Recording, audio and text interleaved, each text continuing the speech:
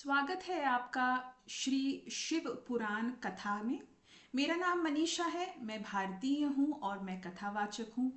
मैं शिव पुराण कथा को YouTube के माध्यम से आप तक पहुँचा रही हूँ। कथा शुरू करने से पहले मैं धन्यवाद देना चाहूँगी अपने माता पिता का, जिन्होंने मुझे श्री शिव पुराण से परिचय कराया था, पढ़ना सिखाया था, जो आज भी मेरे साथ है। धन्यवाद माँ बाबा गणेश भाई का और मेरे जीवन में सारे गुरु का। और मैं धन्यवाद देना चाहूँगी कैनवा का भी। Canva is an app which I use to make the YouTube thumbnails.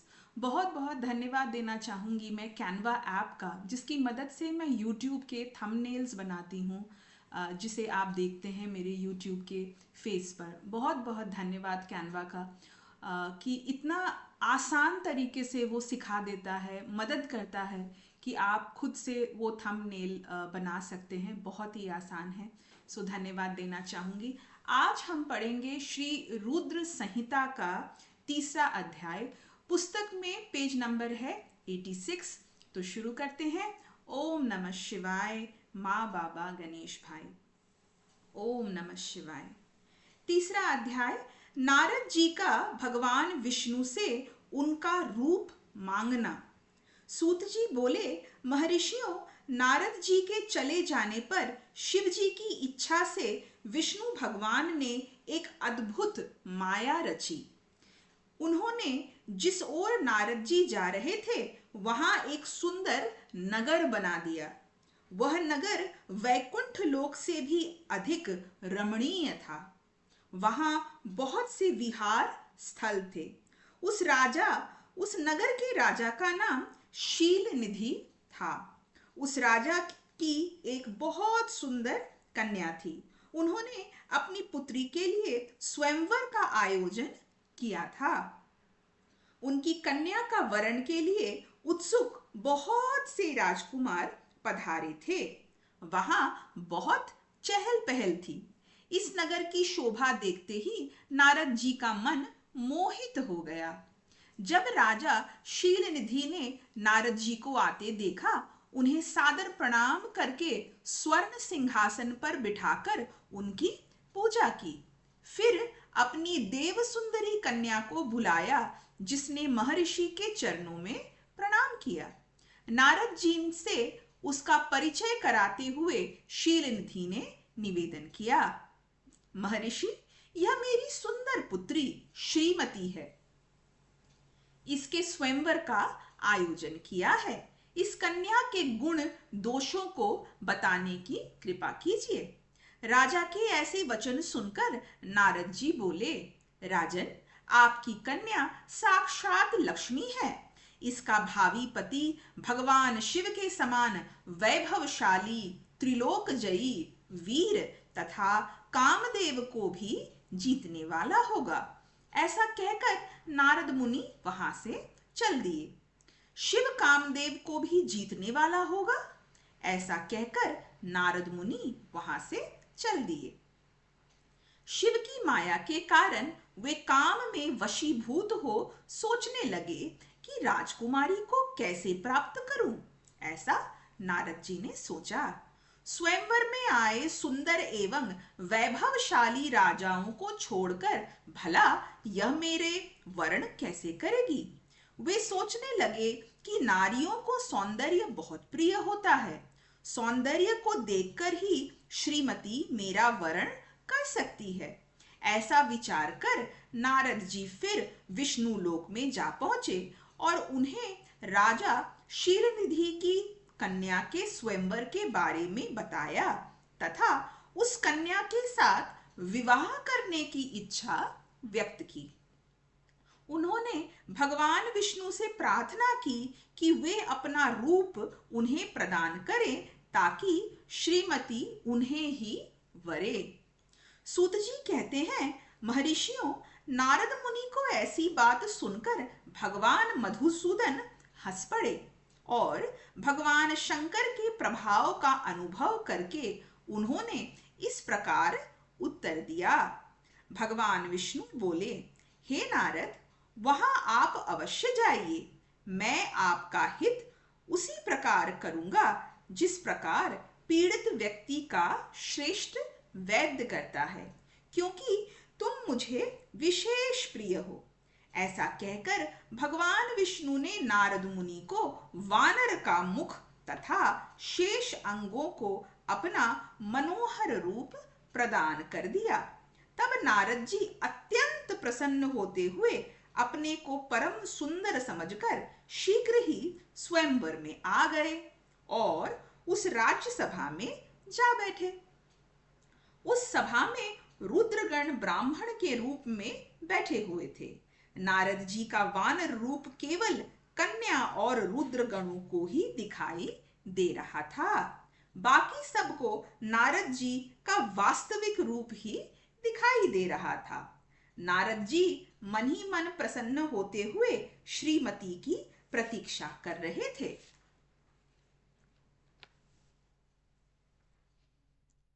हे ऋषियों, वह कन्या हाथ में जयमाला लिए अपनी सखियों के साथ स्वयंवर में आई। उसके हाथों में सोने की सुंदर माला थी। वह शुभ लक्षण राजकुमारी लक्ष्मी के समान अपूर्व शोभा पा रही थी। वह शुभ लक्षण राजकुमारी लक्ष्मी के समान अपूर्व शोभा पा रही थी।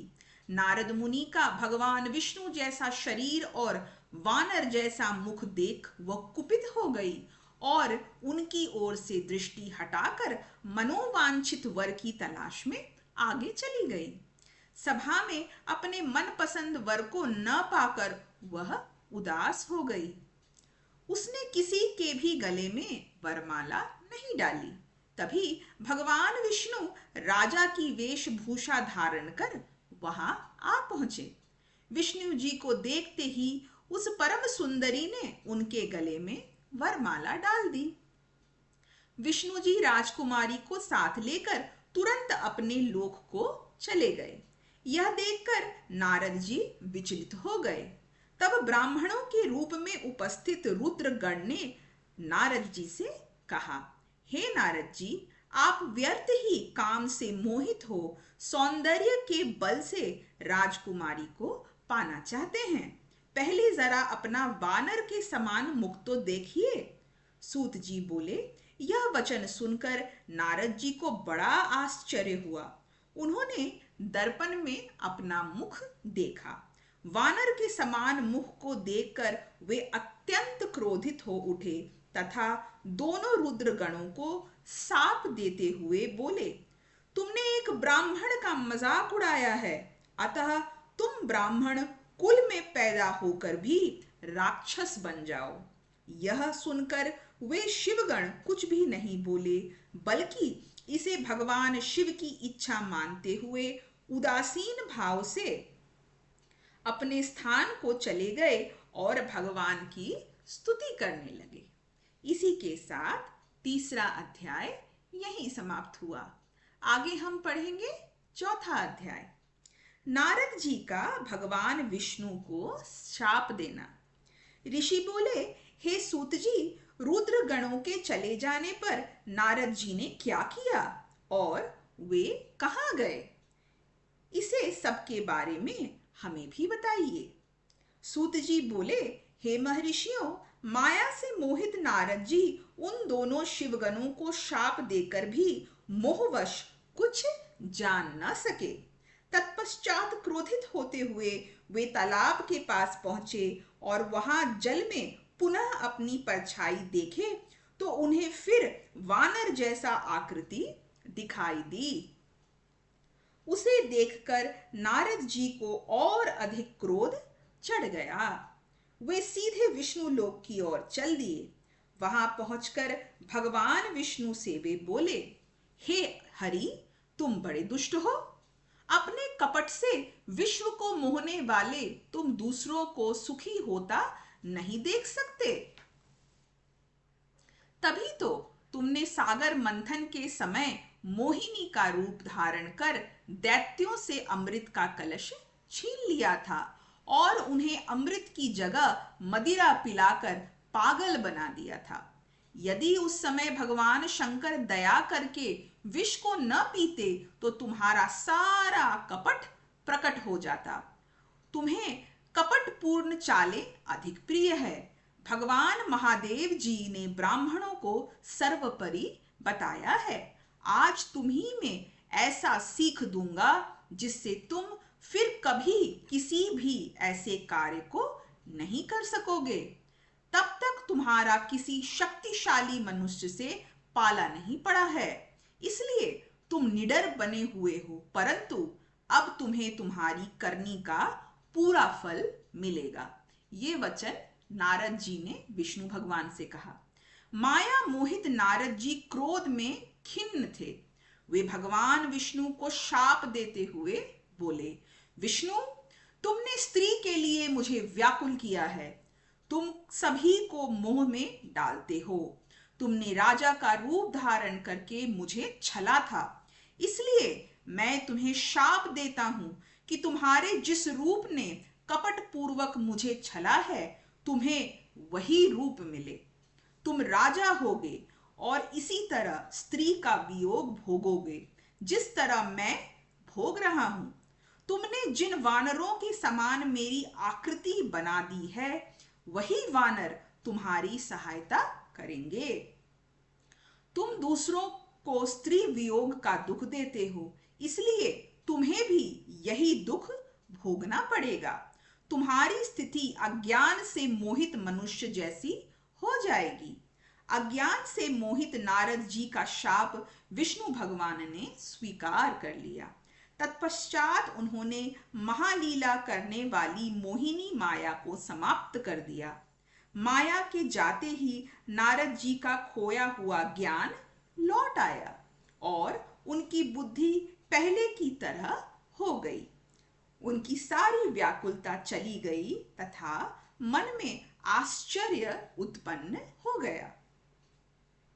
यह सब जानकर नारद जी बहुत पछताने लगे और अपने को धिक्कारते हुए भगवान विष्णु के चरणों में गिर पड़े और उनसे क्षमा मांगने लगे। नारद जी कहने लगे कि मैंने अज्ञानवश होकर और माया के कारण आपको जो शाप दे दिया है वह झूठा हो जाए। भगवान, मेरी बुद्धि खराब हो गई थी जो मैंने आपके लिए बुरे वचन अपनी जबान से निकाले। मैंने बहुत बड़ा पाप किया है। हे प्रभु, मुझ पर कृपा कर मुझे ऐसा कोई उपाय बताइए जिससे मेरा सारा पाप नष्ट हो जाए। कृपया मुझे प्रायश्चित का तरीका बताइए।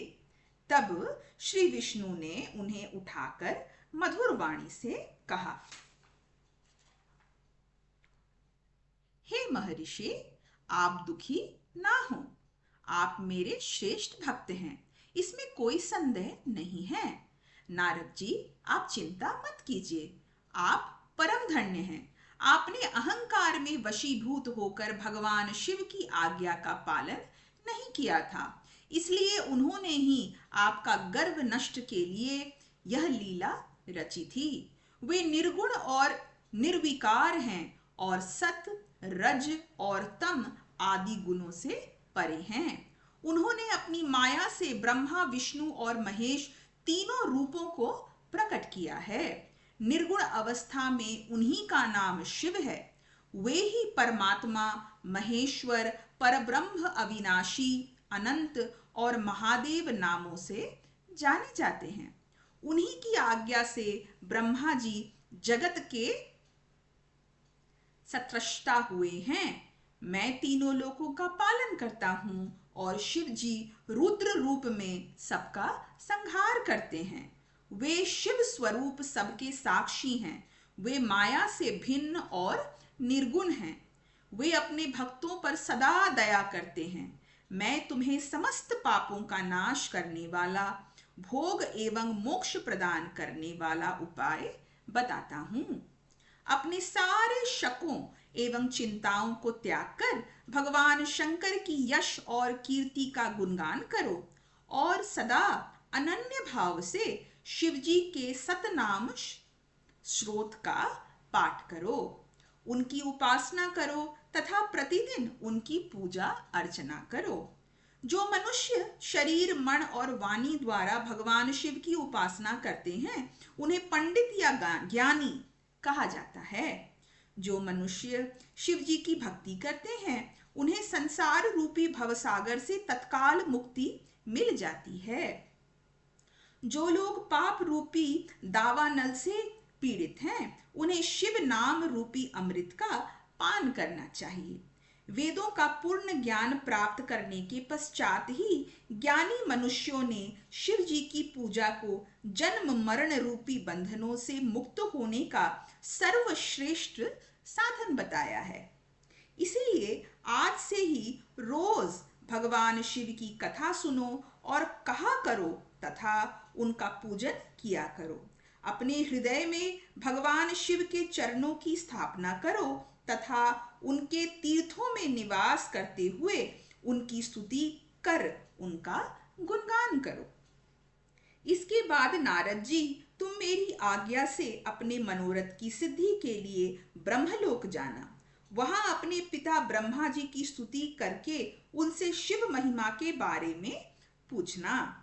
ब्रह्मा जी शिव भक्तों में श्रेष्ठ हैं। वे तुम्हें भगवान शंकर का महात्म्य और सतनाम सहोत्र अवश्य सुनाएंगे। आज से तुम शिव भक्ति में लीन हो जाओ, वे अवश्य तुम्हारा कल्याण करेंगे। यह कहकर विष्णु जी अंतर ध्यान हो गए। इसी के साथ चौथा अध्याय यहीं समाप्त हुआ। आगे हम पढ़ेंगे पांचवा अध्याय, नारद जी का शिव तीर्थों में भ्रमण, वह ब्रह्मा जी से प्रश्न। पेज नंबर है 91 पुस्तक में। सूत जी बोले, महर्षियों, भगवान श्री हरि के अंतर ध्यान हो जाने पर मुनि श्रेष्ठ नारद शिवलिंगों का भक्ति पूर्वक दर्शन करने के लिए निकल गए।